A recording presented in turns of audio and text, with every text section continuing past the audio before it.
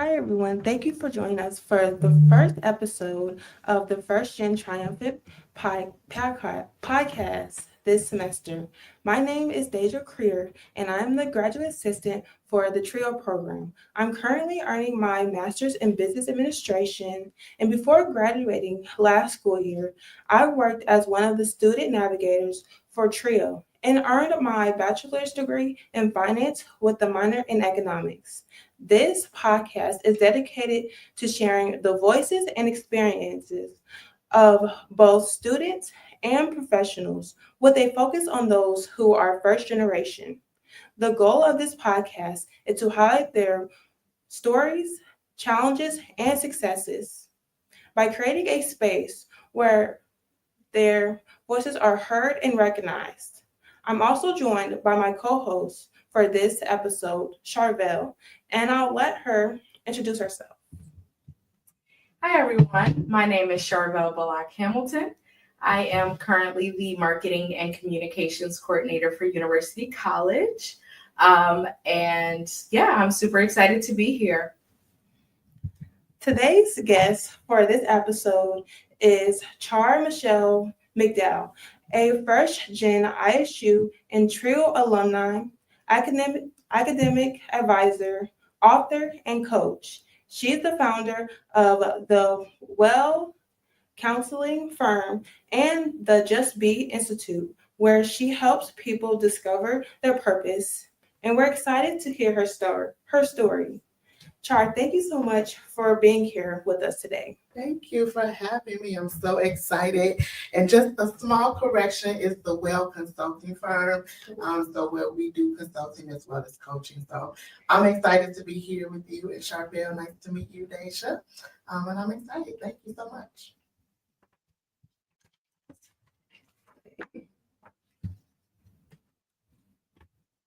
Okay, so the first question that I have is, can you tell us about your childhood in Chicago and how it shaped your path to college? Absolutely. So originally born and raised in the amazing city of Chicago is what I like to say. I had a really, really good childhood. I'm the oldest of four. I have a brother. We're 10 years apart, and then I have two sisters as well, and nieces and nephews. And really, I come from a line of administrators. I come from a line of teachers as well. And so just being in my family environment has shaped me in the sense of education, really. My family is very big on education, how I spoke. A lot of times coming from Chicago, no shade at all, but we all can relate. That Chicago sometimes has its own language. I can literally, when I meet students, I can tell when they come from the city more specifically. And I just recall I will always use the word be in a sentence. I be liking, and every time I used it incorrectly, my cousin would always make me pay a quarter. So funny, I wrote a book and we didn't realize we didn't even realize this until like a year later. Like I just wrote a whole book about just being it, right? And using that word be. And so they really encourage education. I was always studying, using different mechanisms to help me memorize or remember math equations, whether it was writing English and having them to encourage me and to look over my work. And so it was pushed. I was highly encouraged. I was also supported. I think support is a huge component to anyone's success, but especially when it comes from the backbone of your family. I agree. Yeah. Well, so you kind of touched on this a little bit, but what specific challenges did you face as a first generation college student, and how did you overcome them? Yeah, so as a first generation, while I did have individuals in my family who went to college that I was able to talk to periodically, but one of my biggest challenges were studying. Y'all, listen. I was an A student, right? In high school, I was on the National Honor Society. I was the volleyball coach, not the coach, the Captain. volleyball captain for about 3 years. Thank you. For about 3 years. And so A's and B's was all I received, right? I would study for an hour, I would understand the material, and I would get it.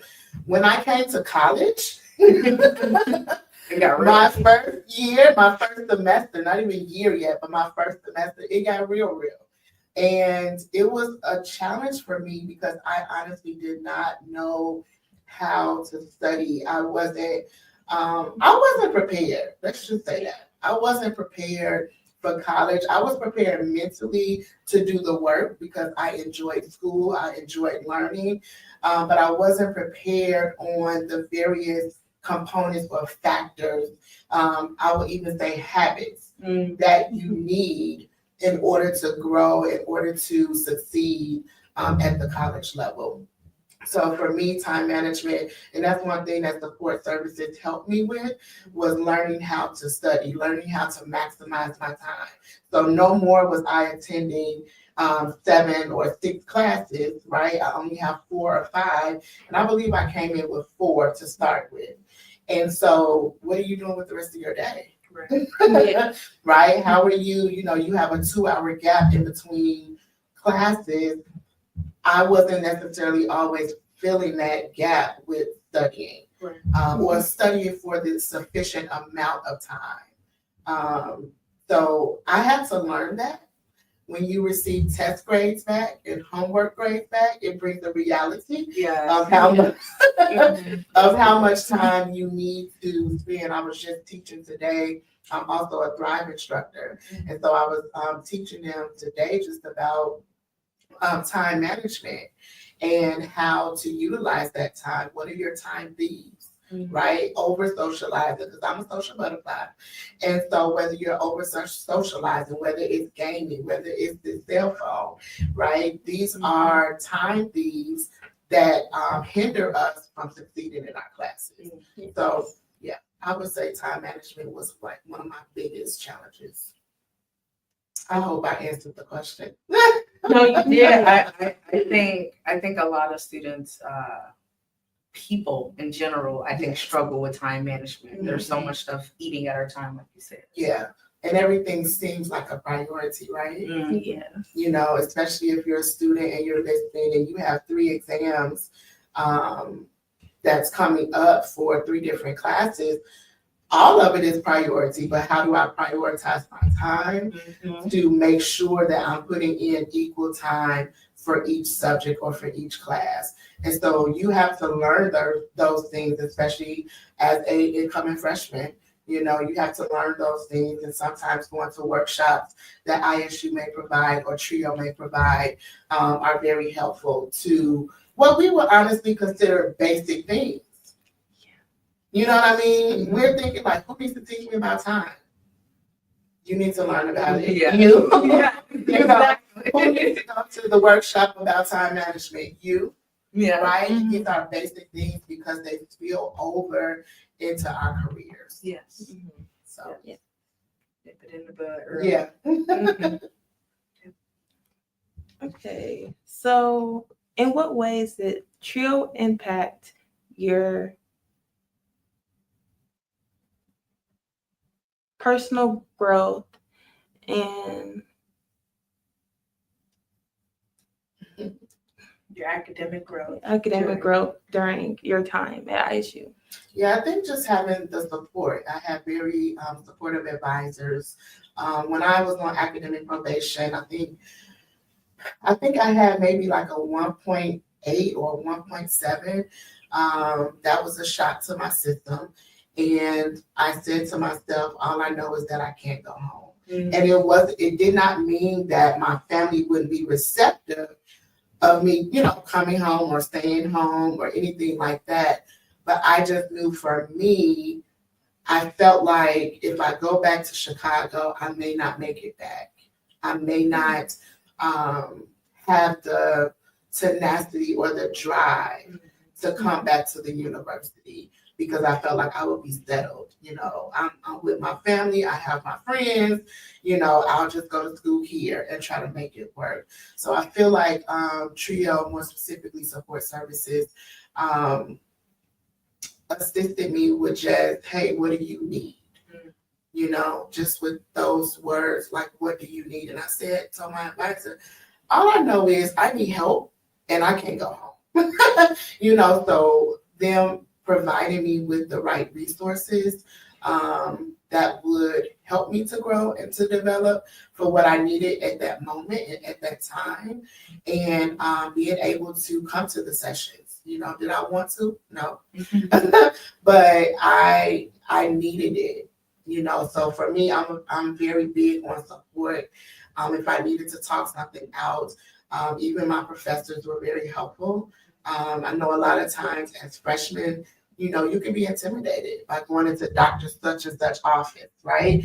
Or it may seem like they're not approachable. And so I had to, and I tell my students all the time, you have to get past your fears and push past what you may be thinking that someone else is thinking. And you have no evidence that they're really thinking that. And so if you never push past the fear, if you never push past, well, I'm quiet, I'm shy, you're going to stay in the same place, right? You will never grow. And so we have to get uncomfortable and push past our fears and being able to get the help that we need.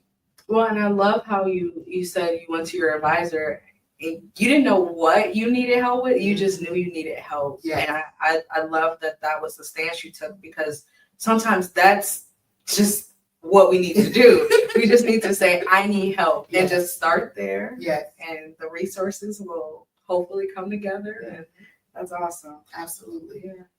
So, go ahead.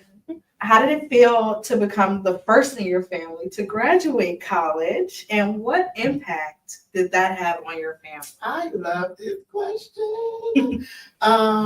It felt amazing because by me being the oldest, I love my siblings. I just wanted to be an example. I wanted to, my mom had me when she was like 21 or 22. And from my recollection, she had started at a community college, I believe. Actually, no, she started at Loyola University in Chicago. And once she had me, of course, you know, she worked a very prominent job at an insurance company, the big red building downtown Chicago. So she worked there for years, right? But it gave me joy because that was one of my goals. Not just for me to get the degree and to get a great job and all of the things, but I knew that legacy was coming behind me, right? A generation was coming behind me. And so I just wanted to be an example for my brothers, for my sisters. I have two sisters who went to ISU. One graduated with a social work degree, who's looking to get her master's. We're still working on her. But she is super gifted at what she does in Chicago. And then I have another sister who graduated as well with a IT degree and who's doing phenomenal as well in her sphere of influence. And so I was excited, and it's a blessing to see them now become adults. They each have their own children and moving forward. That's awesome. Yeah. Whole family of ISU Redbirds. And even with that, I forgot to mention my mom went back to school to get her associate. That she should. And so I feel like that broke something in our family, and showed even my mom, like, okay, they did it. I can go back now. You know, she doesn't have to necessarily care for us, even though she still does, you know, take care of us in the manner that she did with rearing children. But it was nice to be able to celebrate her as well. Love that. Full generation. Yeah. Coming back and getting it. I love it. And she was accounting. I started out as an accounting major. Because I like numbers and I thought that that's what I wanted to do Yeah. until those grades came out, and I was like, no. But tutoring services helped me because I still, with me being a finance major in business administration, you got to take accounting 131 and 132. And so I had an amazing tutor and who really helped me out a great deal. And because finance and accounting, they're really two different things. Mhm. And I had to have backwards thinking when it came to utilizing formulas for accounting. Mhm. I had a banking mindset. I didn't understand the debits, the assets and the liabilities. I'm like, this doesn't make sense. Yeah. And you know exactly what I'm talking about as a business admin major. And so it's like once I got that, and it was in tutoring services that helped me to flip the switch, then I was able to progress and do well in accounting. But to see myself do that as a career, no, thank you. No, thank you. So it's enough to have the knowledge. Yes. And it taught me a lot because I never intended on having a business of my own. And so because I have that background and that knowledge, I was able to understand inventory and how to calculate that and how to, process that accurately so that when tax time comes, right, you're doing what you need to do. Mhm. Yeah. So it all came full circle eventually. That's powerful. Yeah. That's powerful. Yeah, 'cause I went through like the same thing. Did you? Like, yeah, because I was an accounting major at first, and then I switched to finance because I couldn't do all the Wasn't it numbers. easier? Yes, way easier. It just I don't even know. Yeah, it just felt lighter. Yeah. It really did. Mhm. So whoever is an accounting major and you're like, I'm thinking about switching. This is your Yeah, sign. we This should. is your sign. Just do You got it. two successful life. Do it. I was a comm major, so all of that. All of that. Okay.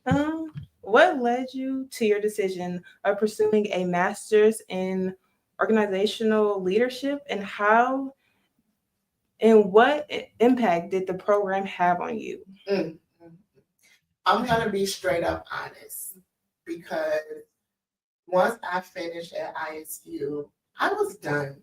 Okay, I'm like, hey, I don't care if I get out by the skin of my by the 2.0, 2.5. It don't matter as long as I get that degree, right? And I was well over a 2.0, thank God. Honestly, though, I went back to get my master's. I'm a woman of faith, and my steps are always ordered by God. And so I just had a vision one day. I didn't even know what organizational leadership was. And so in that vision, I saw the words organizational leadership, and then I heard the words you're going back to school. Mm-hmm. What? And so fast forward, I was introduced to Regent University, which is it's honestly a private school, and it's a spiritual word based, and in Virginia Beach, Virginia. And so when I read their mission statement, looked at their program, I was like, this fits everything about me. And so we enrolled by faith, and my first set of classes, my mindset was expanded within 2 weeks. I had a whole different perspective about a lot of different things.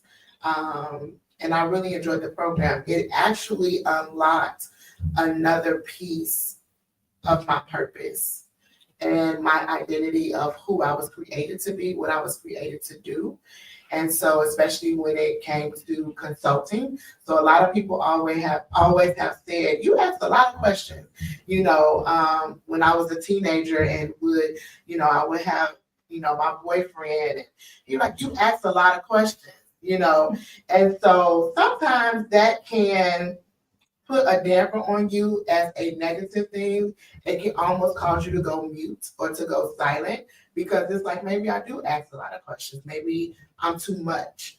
And I wanted to specifically say that because anybody who may be listening, if that is you, where you ask a lot of questions, you talk a lot, don't shy away from that. Mhm. Do not feel like you're doing too much because it's simply how God wired you.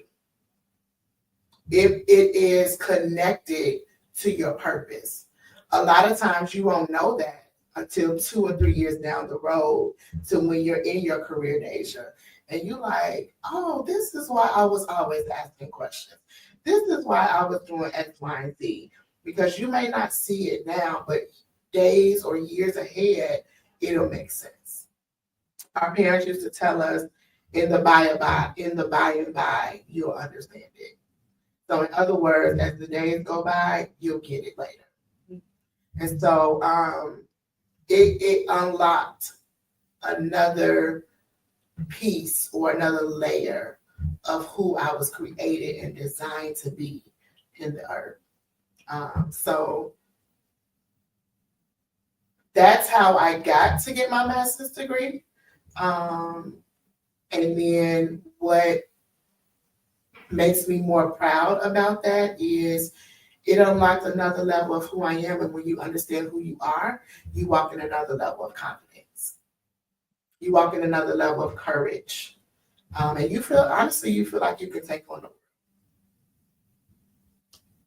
world. Mhm. Is this too much? Yeah. No, Look, they quiet, y'all. I'm like, What they say, pondering. we're drinking the Kool-Aid. That's the me and Deja are over here drinking the Kool-Aid. We're like, yes, actually, that makes sense. Right. I love that. I love that. So your current role as an academic advisor within University College, what do you find to be the most impactful part of that position? Ooh. Y'all, I tell my friends all the time, I've been here as an academic advisor for 3 years now. I worked at State Farm before coming here for about 14 years. So the question that I will always get from people is, how is it? Do you like it? Do you regret anything? I absolutely regret nothing. I literally get to do what I love every single day. That's empower people, encourage them. I get to coach. So even while I'm advising, sometimes coaching is necessary to help move students from point A to point B. I work with incoming freshmen. So I get to help steer them, right? They don't know. And they don't know what I don't know, right? And so, I'm upfront with them. I'm like, hey, if I don't know, we're gonna research it together. We'll get to the right individuals. And so, but I get to literally encourage them every single day, help them decipher. I have students that's coming in with knowing their major already. Then once they're taking classes for about 4 or 5 weeks, they want to change their major. And so I like to help them understand. Interesting. I want them to help them understand, why are you switching, right? Because a lot of times they think this major is this and it's really not. And so until we have that deep dialogue, it opens up their eyes.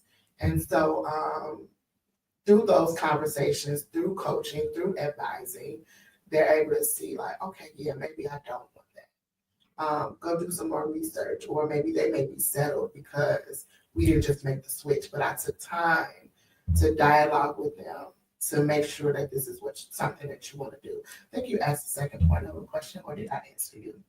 You answered it. The second part was really just how has it been impactful?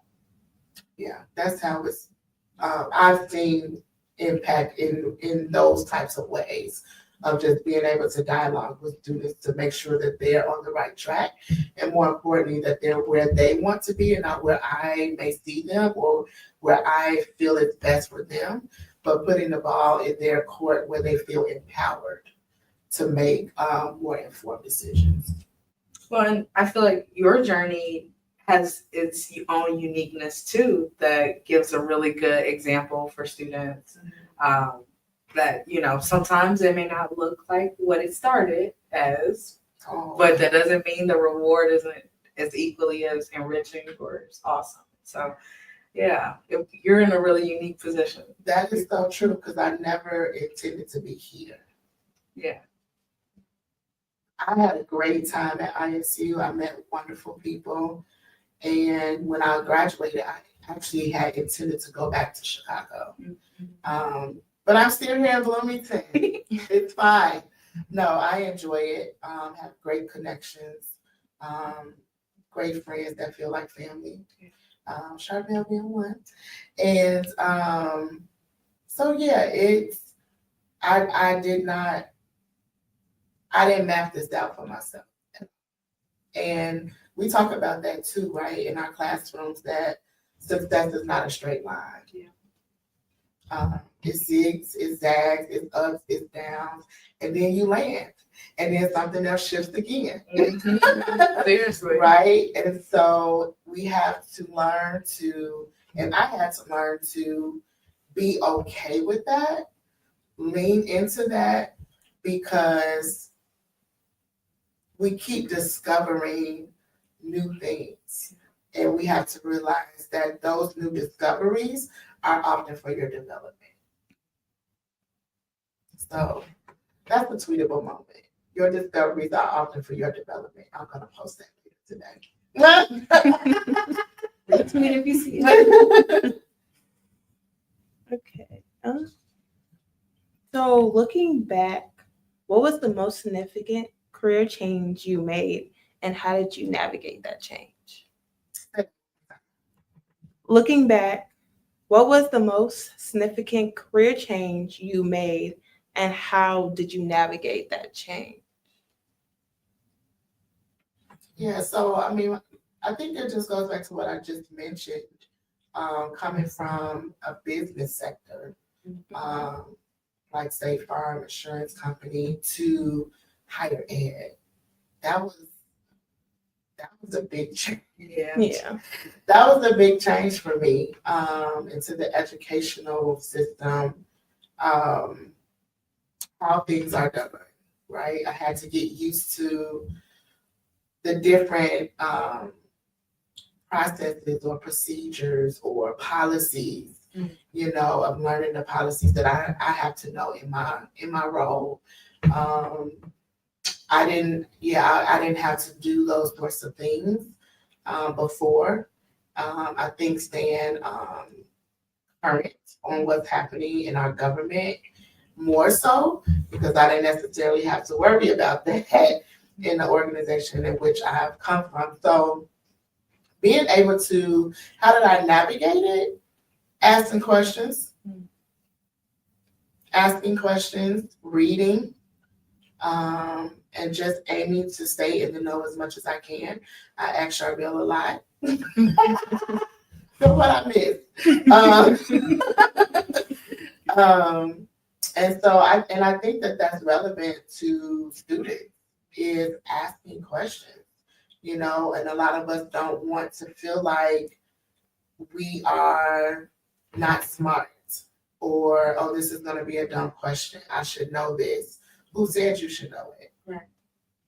You know, so for me, I like to, and I get it, don't get me wrong, like no one wants to feel inadequate or that they are not smart, but no one gets to tell me if I'm smart or not, right? And if we can embrace that, know that, and understand, it's almost like we need to free ourselves. When we look at, I'm not a parent, Char-Michelle is a new mom, right? And so, but when we look at our parents, we feel like they should know everything, right? Like, my mama know this, let me ask her, right? Because we, you know, from a toddler up into our adult age, we've been depending on our parents. We've been going to our mom or our dad. And at some point, though, you know, mom can say, or she may say, I'm not sure, I don't know, right? Or they won't say those things and they're just gonna blurt out an answer because I should know this. Well, my question is, who told you should know that?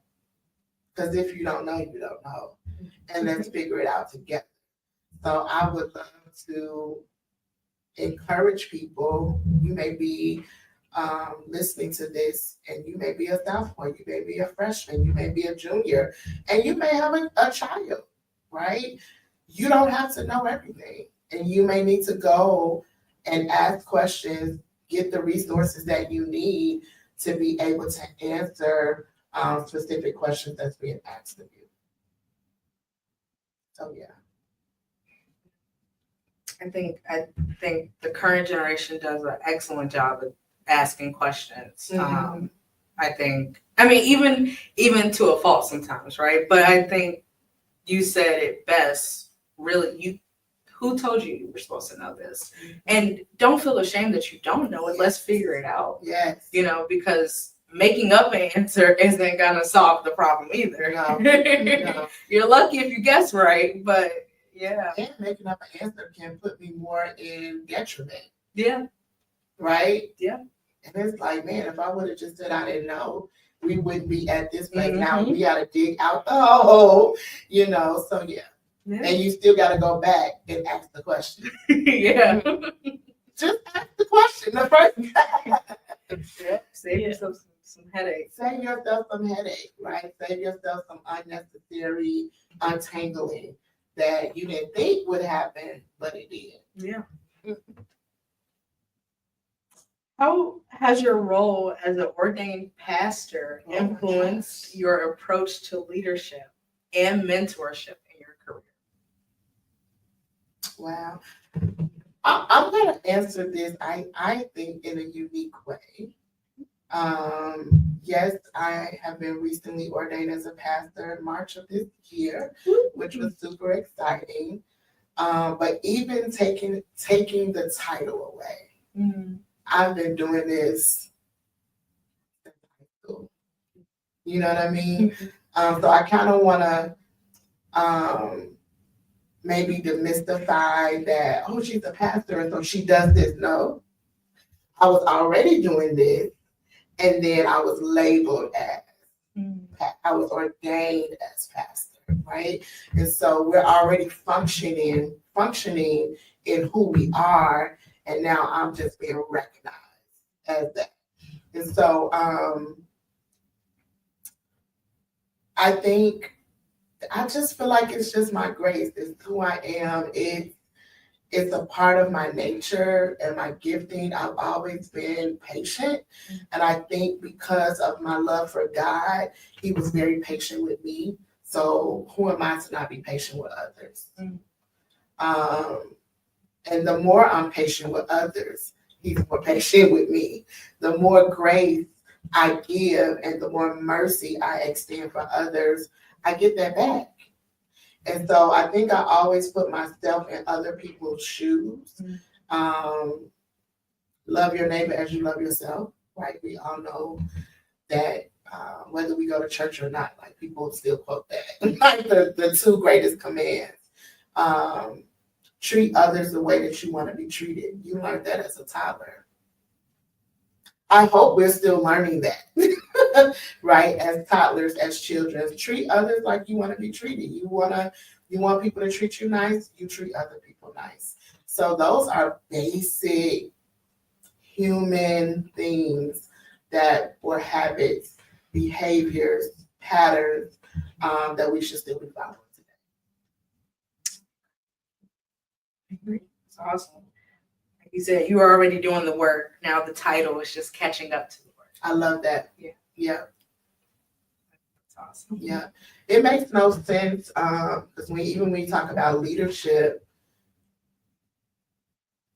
it makes no sense to put one in a leadership position or role if you weren't already doing it. Mm-hmm. You don't get in the role and then start leading. No, someone noticed it when you were 5. Someone noticed it when you were 13. You were always getting your friends together. right? You are always, you're in the class and there's group assignments in high school. And you're like, okay, so this is our assignment and this is what we need to do. Those are leadership, what I would call leadership clues, purpose clues. I talk about it in my book, that purpose clues are going on all the time. We just need to pay attention. And so we don't get there, we don't get into the space and then start doing. I think is my point that I want to share there. You're already doing it. It's already who you are. And we now want to give you the title of it. We now want to put you in the role. We want to put you in the position. Leadership is not me telling somebody what to do. Leadership is all about influence. It's all about developing other people and maximizing upon their potential. And so once we understand that, knowledge is power, but leadership is not power. You're not lording over someone. It's bringing them up to who they've been created to be. I like that. That's so different. Mm-hmm. It's a different mindset. And I think when we can lead from that place or from that space, people will be more apt to come into your office and like, hey, I got a question, like you're more open, and people can feel that you care about them and not just about the work that they do for you. So I do a leadership training and I talk about, are you leading from your head or do you lead from your heart? When you lead from your heart, you're concerned about me as an individual as well as my work. When you lead from your head, you're all about the work. What did you do? Did you get the task done? Is this completed? It's like, I just told you my mama died.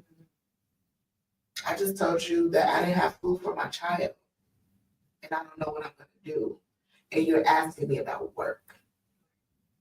We have to have both as leaders. If we're going to influence and impact individuals, be concerned about the person. Because when you're concerned about them, it's nothing that they won't do for you. It's nothing that they won't do for you. So we need both. We have to lead from our head because we have work to do, but we also want to have a heart as well. I'm sorry, I'm very passionate about leadership. No, that's good. Good. You've given not only us, I'm sure those who are listening, a lot to chew on and really start becoming more self-aware of how we show up in these spaces, how we want to show up in these spaces. Yeah, that's good. Mhm. Okay, right before the new year too. Okay, can you tell us about the Well Consulting Firm and what kind of work you do there? Yeah, so I started the Well Consulting Firm. Actually, when I was doing my master's program, we had a homework assignment. And the homework assignment was geared towards you having your own consulting business. And so I was super excited. I'm like, oh my God, this is getting real. And again, I wasn't set out on having my own business. I will work for you all day. Okay, because in my mind, I'm like, that's a lot of work and I don't want to do that. And so, but I built it based on the homework assignment. The well comes from John chapter 4, about the Samaritan woman that was at the well, and she was being asked questions. There was a problem that she had, and so as consultants, you're looking at problems, what I often call opportunities to improve, opportunities to grow. And so inside the firm, we like to work with teams. I like to work with teams and being able to improve processes. So I like to go in, look at processes, see how we can make them better, see how they can be more streamlined, what are gaps. And so by working with the team that is working maybe on a particular project, I also have consulted with a church where they do conferences every year. And I worked with their planning committee. So people were burnt out. People felt like they weren't being heard. And so I interviewed with them. I did the consulting processes in order for us to um, provide recommendations on how they can improve. So they took my recommendations, they implemented them the following year, and they saw results. And so the team, the committee, did not feel like they were wasting their time. They didn't feel like they were being overworked and they were no longer burnt out. So for me as I had just graduated when I encouraged. I didn't feel like I knew everything. And God was just like, do what you did in your class. Do what the homework assignment was. Put those components in place and see how it works. And so I was able to literally see like this method work. And so I blew my own self away. The committee and the leadership of that church were blown away as well. And it just made for a better environment because some of those team members didn't want to come back the following year. And so I think that when we're able to sit back and to look at things, to make things better, to make your employees better, things like that can go over very well. So we do leadership training as well. I created a program called Leader Prince. And so it's pretty much where we develop leaders in that space. And then we do coaching as well. So what inspired the launch of Just Be? And can you explain to the audience what B stands for and what led you to choose that title? Yeah. So what started Just Be, first of all, B is an acronym that stands for Boldly Exist Every Day. So we have right here my very first book, which was, it came about because I made a Facebook post about snow. I know, right? Very basic. It was about snow, and I was just talking about how the snow doesn't ask for permission to fall on your car. It doesn't ask for permission to fall along your sidewalk, and you're the one that has to clean it up, right? And so I made a correlation or a metaphor, just saying like, man, what if we were like the snow? What if we just did what we were created to do? Like, this is what the snow was created to do. It was created to just fall and to look pretty and all of the things. And so I had a sister friend to inbox me and say, hey, you know, this is a book, right? I was like, what? And so I just started thinking about it, started having different ideas, and then we birthed the book. During that, after we launched the book, we launched the following year the Just Be It Institute. So I wanted to help people to discover their purpose and to basically walk in it. Like, let's live in it. Let's live it out. And so my very first cohort, I had about 13 individuals who signed up for a paid course for 6 weeks. And man, I just did it afraid because I was scared, you know? I did it afraid. I created the curriculum and they were excited. You know, I used my coaching skills. So we did one-on-ones. They had homework assignments. And then a lot of them still today now are doing what they discovered that they were meant to do. So we did 3 cohorts. I actually need to bring it back.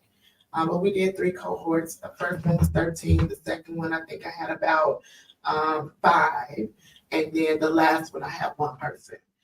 So I wasn't discouraged just because 1 person signed up, because it's really about touching and impacting lives at the end of the day.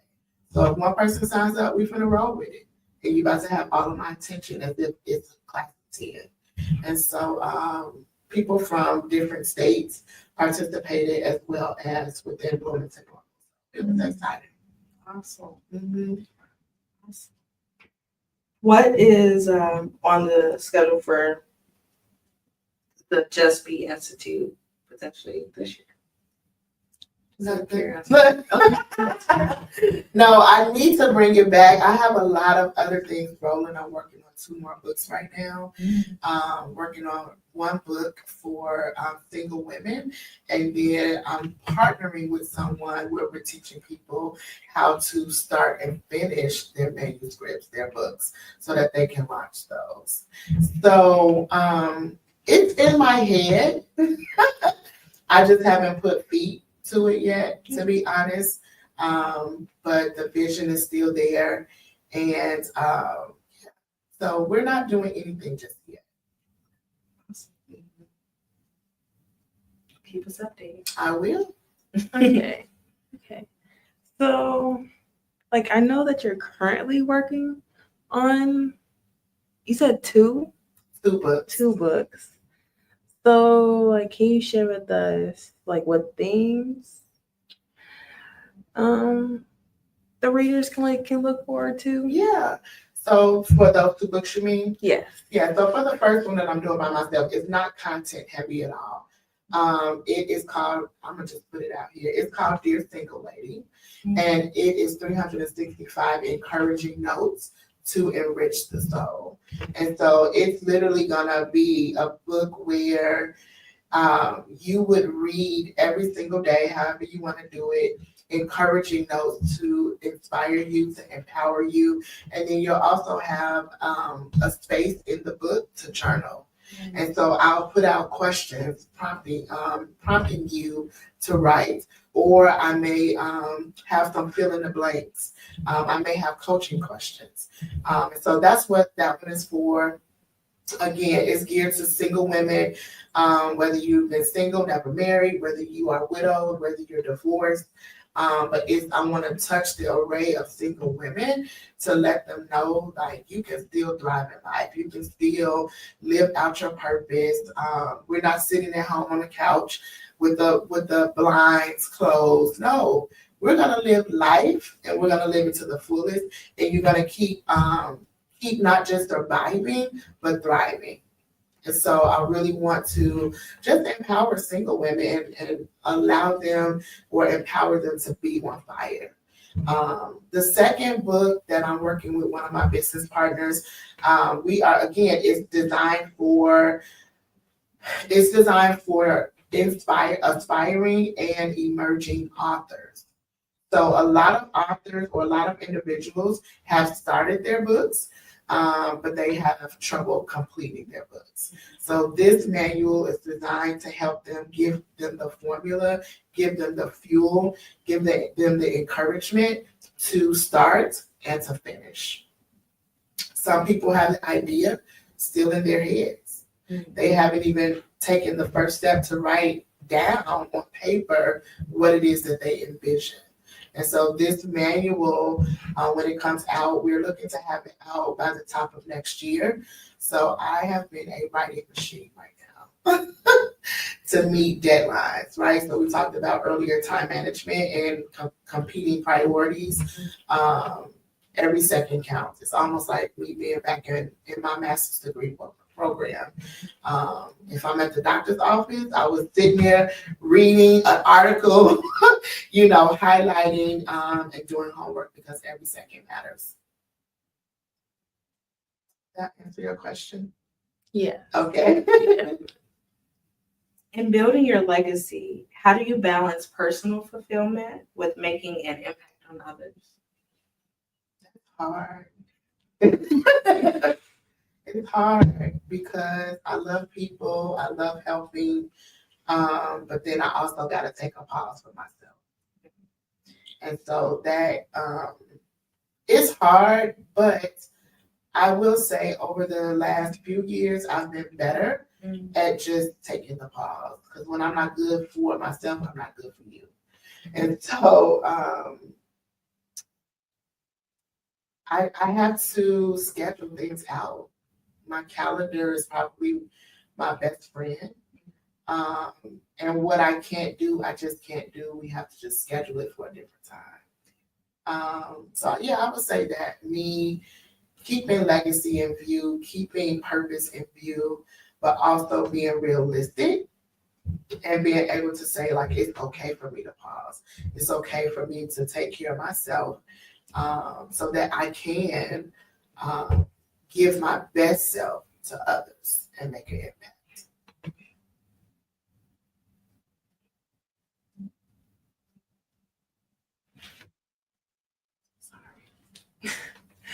Okay, so our last question Okay. is, if you go back and tell your 18-year-old self one thing, what would it be? Oh, I love this question.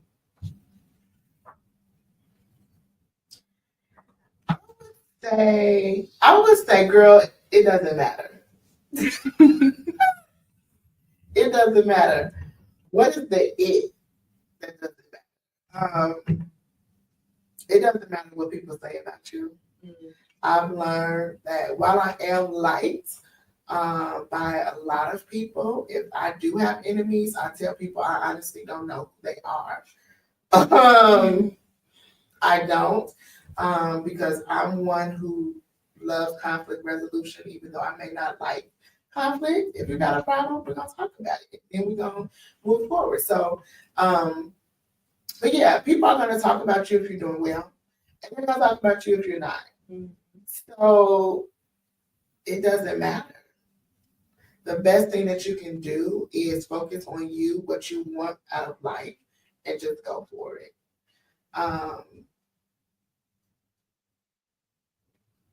Yeah, it doesn't matter. It doesn't matter what people think. I want you to love me. I want you to like my outfit of the day.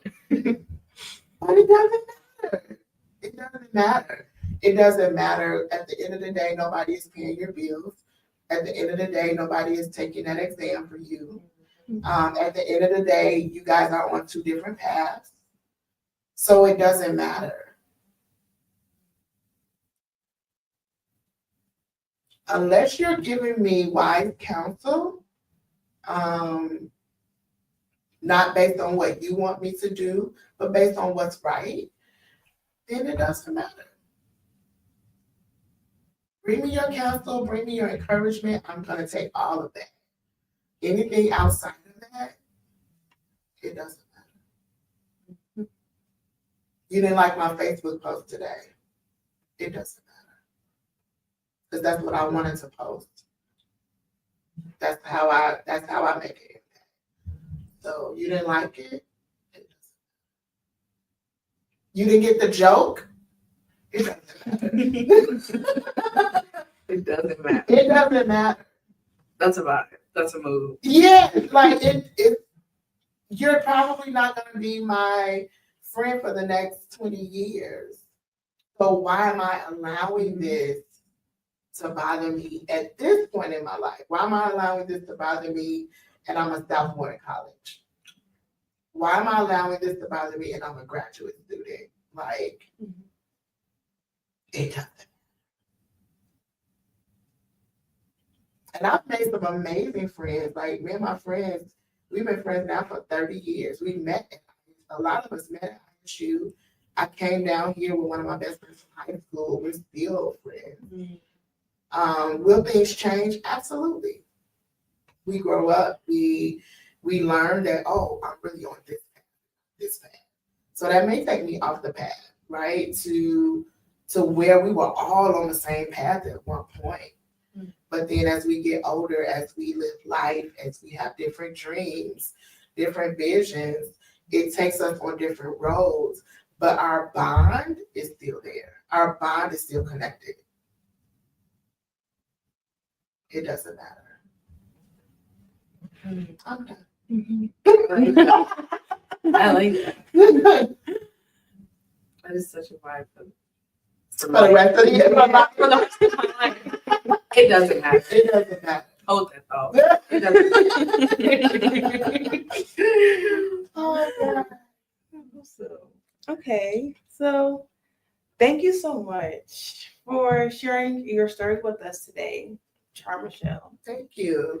Your journey and insight are truly inspiring, and we're so grateful to have had you on this episode.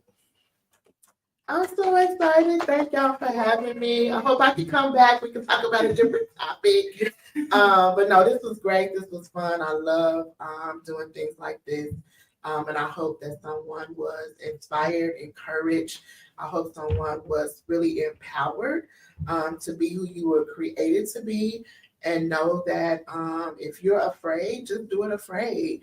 Because guess what? It doesn't matter. It doesn't matter. And I also wanted to thank you, Charvelle, for co-hosting this conversation with me. Thank you. This was fun. Yes. And to our listeners, thanks for joining us for this episode of the First Gen TRIO podcast. If you enjoyed today's conversation, be sure to follow the show and share it with someone who could use the inspiration. Until next time, keep going, stay proud, and remember your story matters.